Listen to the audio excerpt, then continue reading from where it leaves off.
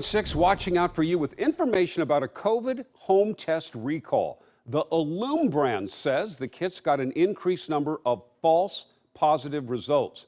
Lindsay Nadrit's looking into this.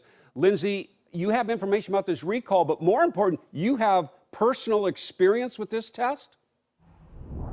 Yeah, that's what happened to me when I took this at-home test in July. It told me I was positive for COVID when I wasn't.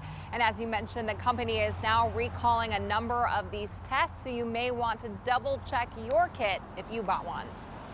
At-home tests can be a useful tool, but healthcare experts say they're not as accurate as the PCR tests you can get from a lab. I think if there's any questions around testing, make sure to follow up with your own healthcare provider.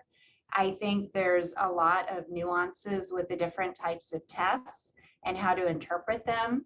Illume says it worked with the FDA to remove the affected test from the market and says it has isolated the cause and confirmed this incidence of false positives is limited to specific lot numbers. There's a lot of stress, and anytime you're sick, you worry that you've infected other people without meaning to. You don't know what it means for yourself and your own health.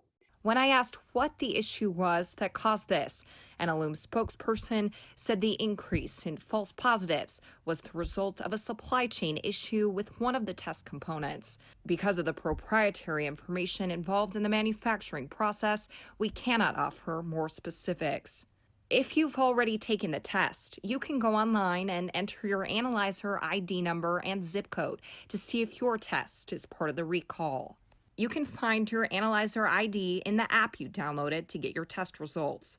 If your test is affected, you'll then be asked to upload either a proof of purchase, a screenshot of your test result, or a PCR result, along with your name, address, and contact information. The website reads, "We apologize for the complexity of the form, but we are required to track and report false positive results to the FDA." The company says it will issue replacement tests to those impacted. All right, well, if you bought one of these and haven't used it yet, you can find the lot number on the side of the box. That's what you want to put in the website to check to see if your test is being recalled. We have a link to do that on coin.com, as well as a list of the affected lot numbers. I did make some calls today. I called several stores to see if anyone is still selling this.